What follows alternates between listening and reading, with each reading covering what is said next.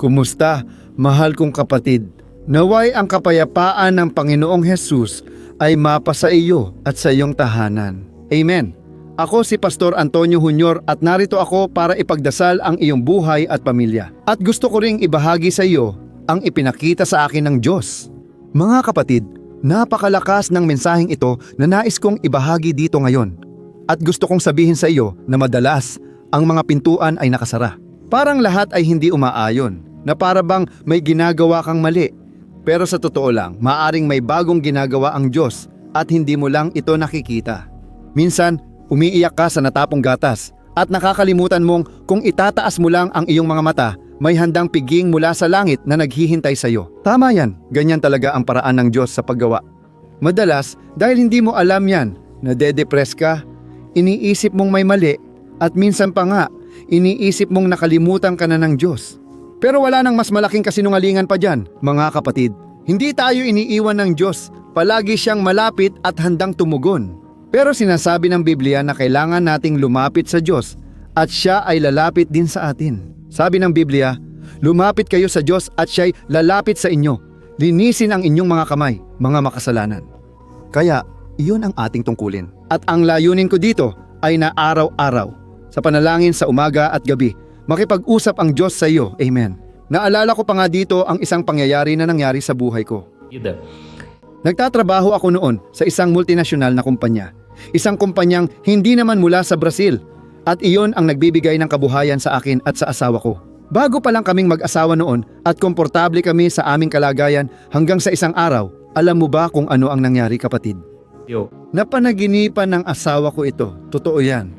Mukhang bangungot iyon, kasi sa panaginip na iyon, napanaginipan niya na yung babae sa kumpanya ay nakikipag-ugnayan sa akin. Madalas kaming mag-usap sa WhatsApp, pero ngayon gusto niya namang mag-meeting sa Skype. Programa yon, di ba? Doon tayo nagre-record ng video at iba pa. At sa panaginip na yon, tinatapos na ng babae. Ang trabaho natin, basta-basta niya akong tinatanggal sa trabaho. Mga kapatid, nung ikwento ng asawa ko yon, sabi ko, hindi yan galing sa Diyos. Panaginip lang yan, pero sabi ng asawa ko, hindi, mahal, totoo yun. Maghanda ka kasi parang isasara ng Diyos ang pintong yan.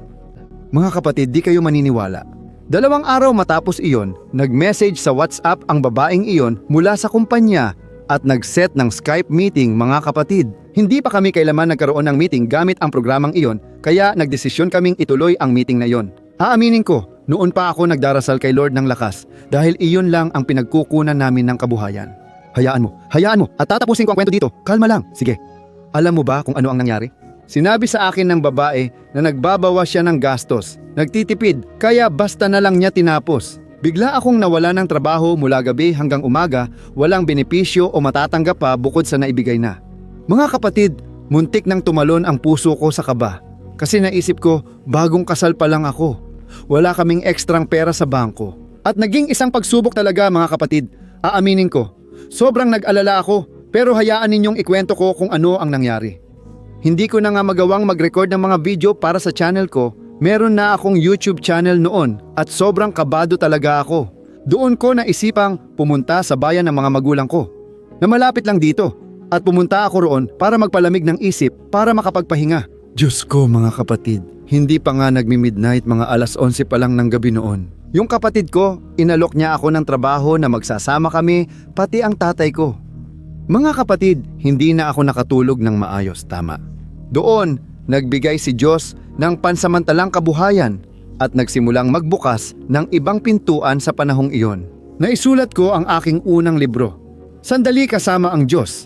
At para sa kaluwalhatian ng Diyos, libu-libong tao ang naabot at nabago. Kasama na rin lahat ng libro ko sa online store ko, presentecristiano.com.brazil. Kaya tandaan mo ang pangalang ito, Presente Cristiano.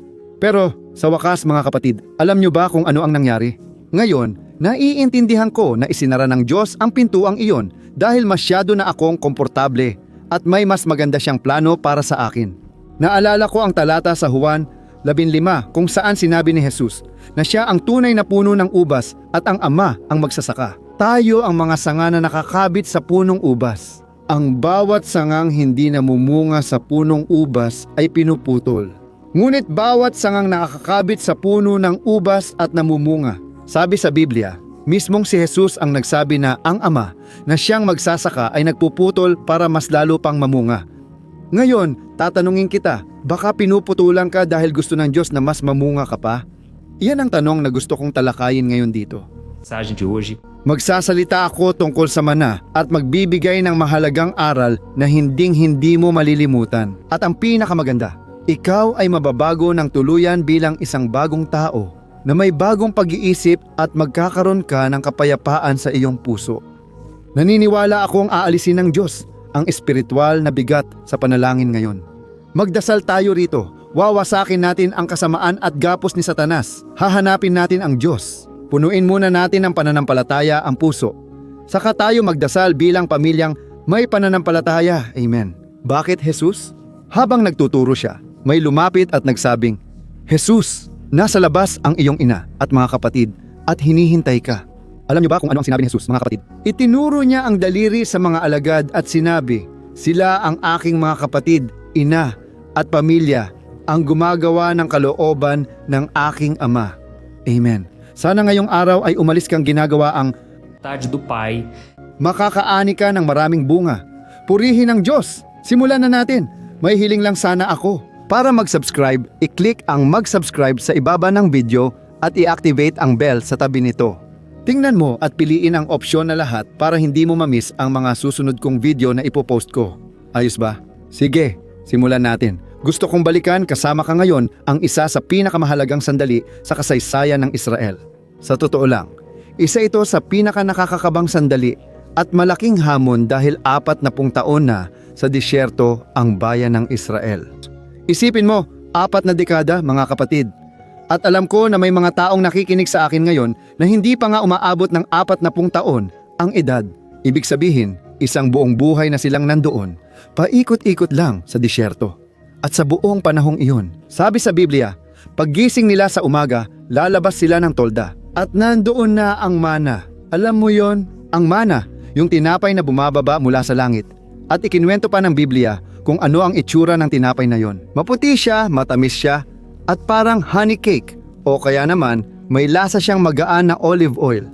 Iniisip ko na siguradong masarap talaga yon. Nakakatuwa kasi hindi kailangan ng mga taga-Israel magtanim, magdilig, o mag-ani nun. Parang ito na yung supernatural na baon mula kay Diyos, gets mo? Araw-araw, ganun din, bumababa ang tinapay mula sa langit. Sa simula, namangha sila, nagulat sila at sinabi, ano to? Ang ganda naman nito. Habang tumatagal, naging pangkaraniwang pagkain na lang iyon para sa kanilang kabuhayan. Dahil isipin mo, milyon-milyong tao sa disyerto na walang totoong pagkain. Kaya, ang Diyos ibinigay niya ang biyayang iyon sa mga taong iyon. At pagkatapos sa wakas, matapos ang 40 taon, tumawid sila sa Ilog Jordan at papasok na sila sa lupang ipinangako. Ibig sabihin, natupad ang pangarap ng isang buong henerasyon. Alam mo ba ang nangyari matapos nilang makamit ang tagumpay na yon? Basahin natin ang Josue Kabanata 5, talata 12, pero bigyang pansin mo ang bawat detalye. Tingnan mo kung ano ang sinasabi ng Biblia. Habang ang mga Israelita ay nakakamp sa Gilgal, sa kapatagan ng Jericho, ipinagdiwang nila ang Paskwa sa gabi ng 14 na araw ng unang buwan at kinabukasan pagkatapos ng Paskwa. Kumain sila ng mga ani ng lupa, tinapay na walang lebadura at inihaw na butil. At sa araw na kumain sila ng mga ani ng lupa, huminto na ang pag-ulan ng mana. Hindi na muling kumain ng mana ang mga Israelita at sa taong iyon, nabuhay sila sa mga bunga ng lupa ng Canaan. Mga kapatid, tingnan ninyo, interesante ito. Hindi ko alam kung napansin mo, pero sabi sa Biblia na biglang tumigil ang mana. Ibig sabihin, walang paunang abiso, walang propetang nagsabi ng, pansin, mag-imbak kayo ng pagkain. Dahil sa susunod na buwan, wala na. Mag-ipon na kayo dahil bukas wala na ulit. Mana mga kapatid, wala namang nangyaring ganoon. Basta nagpalit lang ang Diyos mismo sa sandaling kumain sila ng bunga ng lupang ipinangako. Isipin mo, bigla na lang. Paggising nila sa umaga, wala nang laman ng langit. Wala na yung tinapay na bumababa mula sa langit. Mga kapatid, nais kong pag-isipan ninyo ang pagkataranta ng ilan. May isang taong lumabas ng tolda, may hawak at nakatingin sa lupa ng disyerto pero walang makitang mapupulot. Siguro naisip nila, Nakalimutan kaya ng Diyos buksan ang gripo ng pagpapala? Galit kaya ang Diyos sa atin? Araw-araw, isipin nyo, mga kapatid, 40 taon silang walang palyang tumatanggap ng pagkain. Naiisip ko talaga, di ba? Kasi madalas, nananahimik ang Diyos. Parang hindi niya tayo sinasagot. Parang nasanay tayo na laging may pahayag mula sa Diyos at bigla na lang nagbago ang lahat. Mga kapatid, ano ang mana? Hindi ito tumigil bilang parusa, kundi dahil gusto talagang iangat ng Diyos ang mga taong iyon. At alam ko rin na madalas nating iniisip na maganda ang mana, di ba? Madalas natin itong pinupuri at iniisip na parang handaan. Pero, gaya ng sinabi ko sa iyo, ang mana ay pagkain para sa kaligtasan. Ito ay pagkain para sa mga taong nawawala, para sa mga walang permanenteng tirahan. Kaya ang mana ay parang pagkain ng bata. Ipaliwanag ko sa iyo ang isang bagay tungkol sa pananampalataya. Hindi kailangan gumawa ng kahit ano ang mga tao. Hindi kailangan ng pagsisikap. Hindi nila kailangang maghintay ng ulan. Hindi nila kailangang mag-ingat sa peste. Hindi nila kailangang magtanim at pagkatapos ay mag-ani. Ibig sabihin, dumarating ang mana doon mismo. Oh, sa bibig nila, isang bagay na hindi kailangang gawin ng mga tao ang kahit ano. At bakit ko ito sinasabi? Dahil kapag tayo ay bagong convert, madalas gumagawa ang Diyos ng mga bagay na pagkatapos ay hindi na niya ginagawa. Naalala ko noong ako'y nagbagong loob, mga kapatid, ramdam na ramdam ko ang presensya ng Diyos. Tandaan mo yan na sinasabi ko sa iyo, talagang ramdam ko, sobra ang presensya ng Olha, eu choro. Pupunta ako sa mga gawain at ramdam ko ang malaking kapayapaan. Mga kapatid, nais kong yakapin ang lahat dahil may kamangha-manghang pakiramdam akong gusto ko ring maranasan ng iba. Habang tumatagal, bigla kong hindi na naramdaman ang kaluwalhatian at presensyang iyon. At madalas, iniisip ko na may mali sa akin. Alam mo yon, akala ko nagkakasala ako o kaya galit sa akin ang Diyos. Pero ngayon mga kapatid, kapag nililingon ko ang nakaraan, naiintindihan ko na tinuturuan pala ako ng Diyos na mamuhay sa pananampalataya. Magtiwala na magdesisyon kahit di ko alam ang solusyon. Amen. At ang Diyos ay nakikipag-usap din sa iyo ngayon. Ayan. O Diyos, ipinapakita niya sa iyo kasi madalas nagsasara ang mga pintuan at ikaw ay nadedesperado. Alam mo yon. Alam kong may mga taong ganoon mag-isip ngayon. Pero Pastor Antonio Jr., sobrang nagulo ang buhay ko. Nawalan ako ng trabaho, nawala ang kalusugan ko kasi lagi akong may sakit, sobrang balisa, sobrang nag-aalala. Tumigil na ang buwan ng tulong na iyon. At Pastor, gaya ng sabi ninyo, hindi ko maramdaman na pinapaangat ako ng Diyos. Pakiramdam ko pababa ako dahil parang imposible na lahat ay maging maayos. Palaging pumapalpak ang buhay ko. Alam ko ang sakit na yan dahil naranasan ko na rin at naramdaman ang pagiging inabandona. Totoo yan, pero gusto kong sabihin sa iyo ang isang bagay na may pagmamahal at pananagutan. Si Diyos ay umaasa na ikaw ay mag-mature. Amen. Habang bata ka pa sa pananampalataya at di mo pa napagdadaanan lahat ng sitwasyon, di ka pa lubos na lumalago. Si Diyos ay perpektong at mapagmahal na Ama. Ayaw niya na puro gatas lang ang iyong inumin sa espiritual. Gusto niya na kumain ka ng matibay na pagkain, gaya ng sinabi ni Apostol Pablo at si Diyos. Ginagawa niya ito hindi dahil hindi ka niya mahal, kundi dahil alam niyang naglalakad ka na, natutunan mo nang maglakad. Nang sinabi ng Biblia na tumigil na ang pagbagsak ng mana, ipinapahiwatig ni Diyos na handa na kayo. Kaya niyo nang magtrabaho at may lakas na kayong gumawa. Kaya, mga kapatid, kapag tinatapos ng Diyos ang isang yugto, ibig sabihin may inihanda siyang mas malaki. Kamangha-mangha. Nandito ako ngayon bilang tinig ng Diyos sa iyo para sabihin huwag kang panghinaan ng loob at huwag mong tingnan ang mga sitwasyon. Alam ko na, siguro sa buhay mo mismo, dumadaan ka sa isang matinding pagsubok, parang wala nang magandang mangyayari pa sa iyo. Pero ang Diyos, mga kapatid, ay kamangha-mangha, lahat ng ginagawa niya ay para sa ating kabutihan. Amen. Gusto ko ring basahin ang isa pang talata na nagpapakita kung paano kumikilos ang Diyos sa ating buhay. Alam ko na narinig mo na ang mga salita, narinig mo na ang mga mensahe tungkol kay Propeta Elias. At may isang talata sa Biblia, nasa Unang Hari, Kabanata 17, talata 7 hanggang 9. Tingnan mo ang sinasabi ng Biblia. Babasahin ko ito para sa iyo. Pagkalipas ng ilang panahon, natuyo ang batis dahil hindi umuulan kahit saan sa lupa. Kaya, sinabi ng Panginoon kay Elias, tumayo ka at pumunta ka sa Sarepta, malapit sa Sidon. Inutusan ko ang isang balo sa lugar na iyon na bigyan ka ng pagkain. Amen. Nais kong ipakita sa iyo ang nangyari dito. para makita mo kung paano inaalagaan ng Diyos ang kanyang mga anak. Ipapaliwanag ko, Elias. Nagtatago siya malapit sa sapa. Noong panahong iyon, namumuno si Haring Akabe at ang asawang si Jezebel, nakilala sa labis na pagsamba sa mga Diyos-Diyosan. Ayaw nilang makilala ang Diyos, pati na rin inuusig nila ang mga propeta. Kaya't itinago ng Diyos si Propeta Elias sa yungib na iyon. At doon, umiinom siya ng malamig na tubig dahil may sapa sa tabi at pinapakain siya ng mga uwak na nagdadala ng karne. Tingnan mo, ang interesante niyan.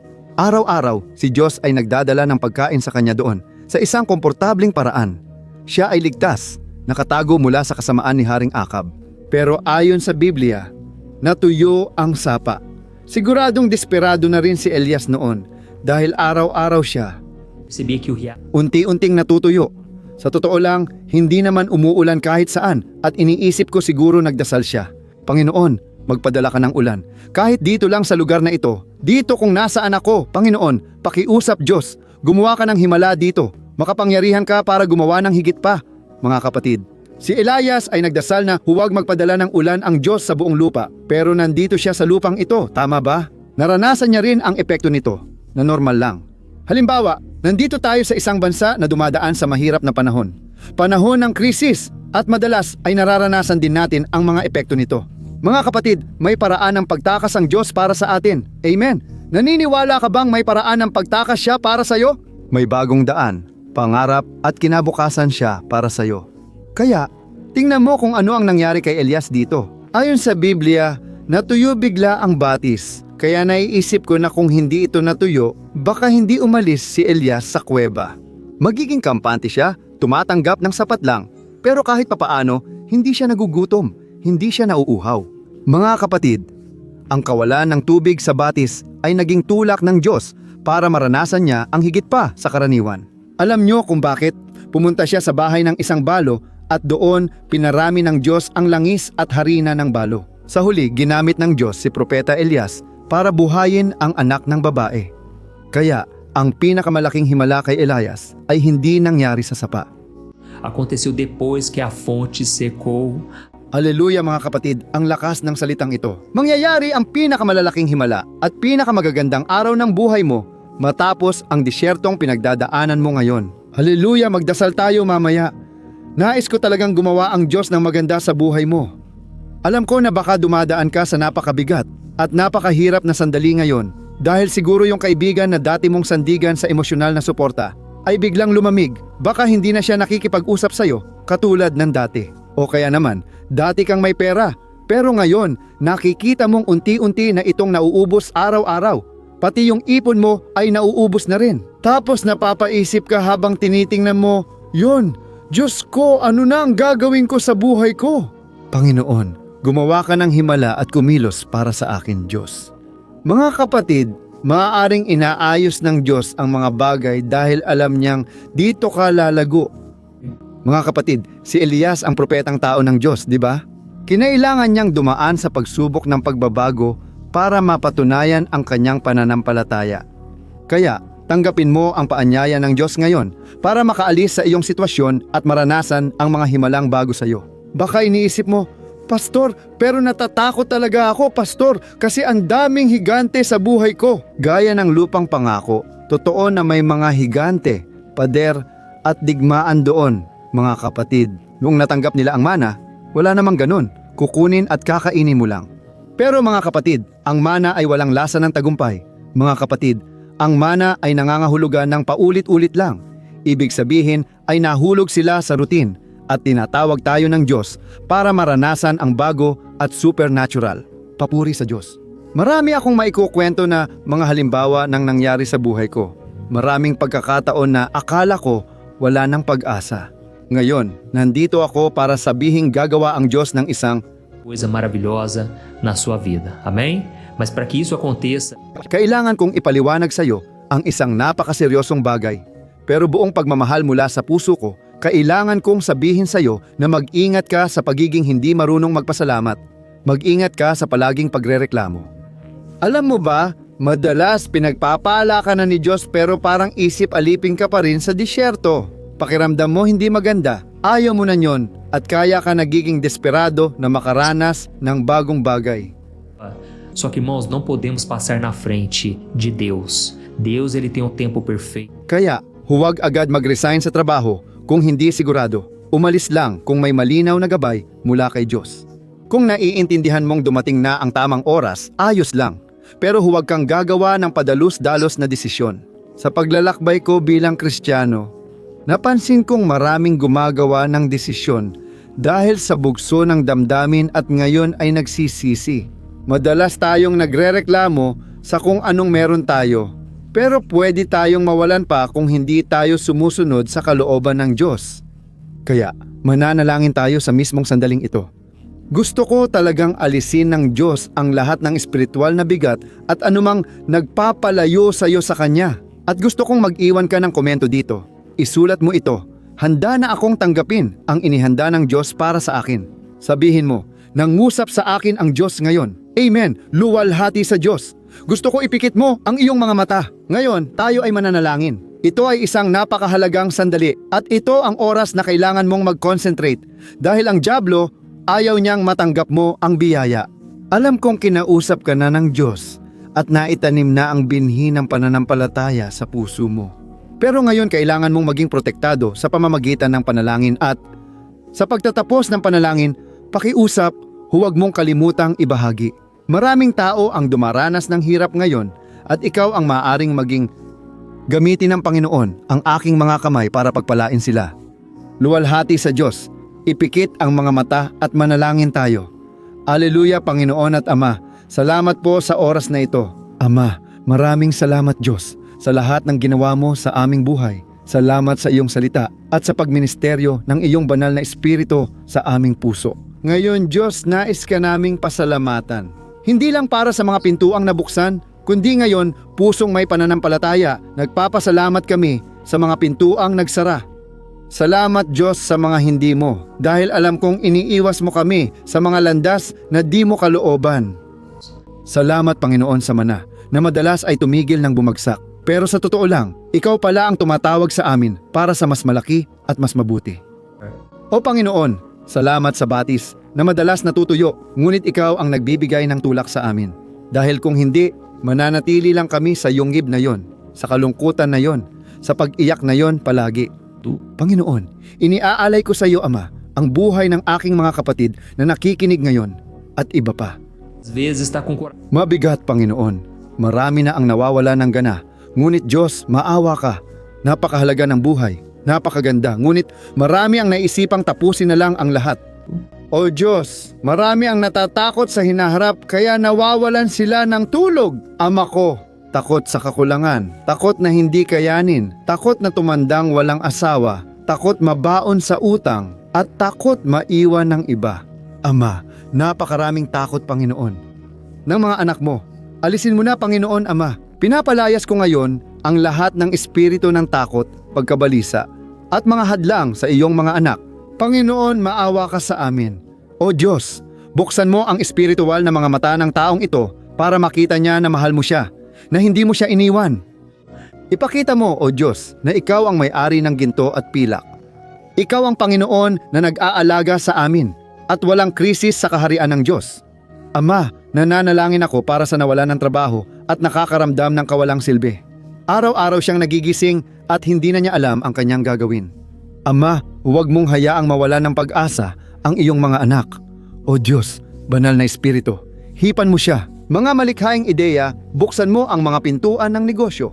Ama, bigyan mo ng tapang ang lalaking ito at babaeng ito sa pagsisimula ng negosyo, online man o hindi, at pagpalain mo ang kanilang yaman.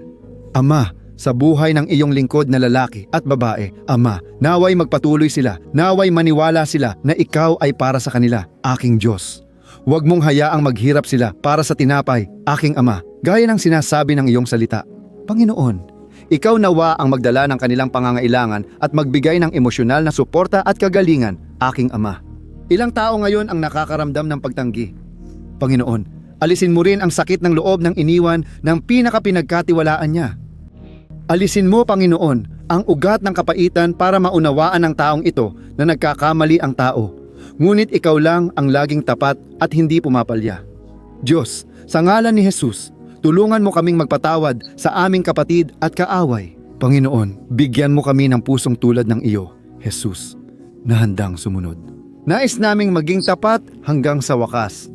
O aleluya Ama, nagpapasalamat ako sa iyo para sa sandaling ito at sa iyo rin, aking mahal na kapatid na lalaki at kapatid na babae. Ikaw na nararamdaman mong kailangan mong ialay ang iyong buhay kay Jesus. Kung nais mong makasama siya sa buhay at kamatayan, kung alam mong si Jesus ay namatay sa krus para sa iyong mga kasalanan, kung naniniwala kang siya ay nabuhay muli at nakaupo sa kanan ng Ama, inaanyayahan kitang magdasal ng panalangin ng pagsuko. Sabihin mo ang mga salitang sasabihin ko dito ng buong katapatan at gawin mo ito mula sa iyong puso. Amen.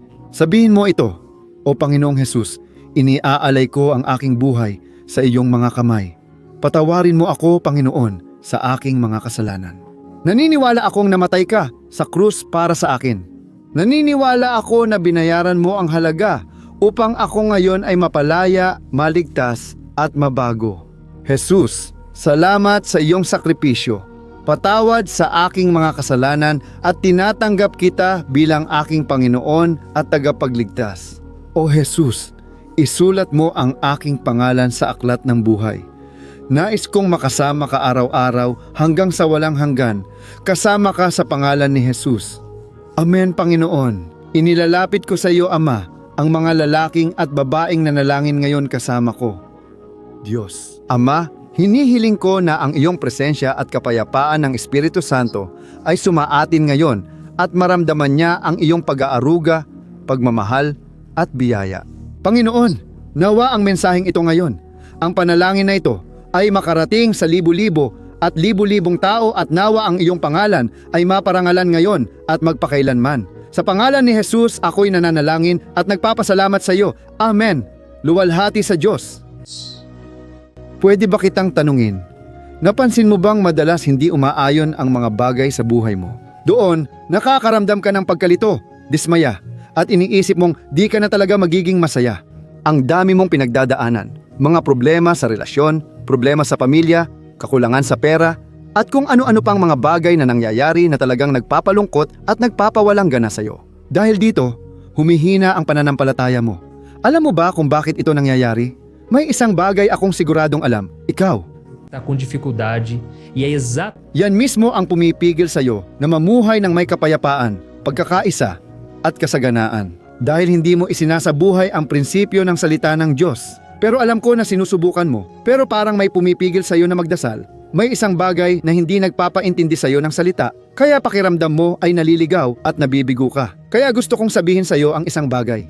Libu-libong tao na ang sumasali sa isang kilusan na ginawa ko na tinatawag na paglalakbay ng pananampalataya. At sila ay nagtatagumpay na lumago sa espiritual, napapabuti nila ang kanilang mga relasyon at ang kanilang buhay ay naging mas masaya at pinagpala.